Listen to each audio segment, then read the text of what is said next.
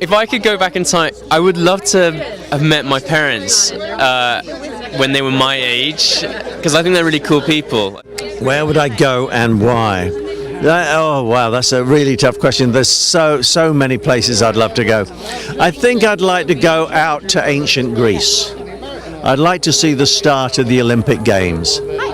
You know, maybe I would go back to the end of the Second World War just to see what that was like, how people, you know, because that must have been an amazing time to be alive, to know that you overcame such a travesty of humanity, and to like have they conquered that, and for that we should all be really thankful, because our freedom is because of people's sacrifice, and to go there and see that would be amazing.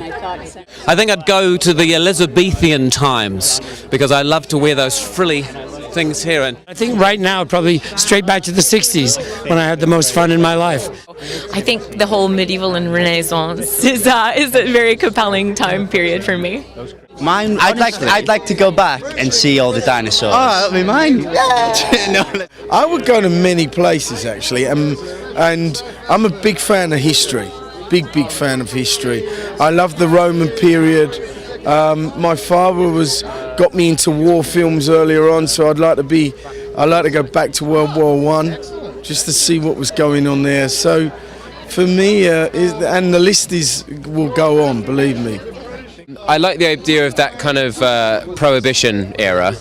I quite like the idea of that sort of jazz and cocktails.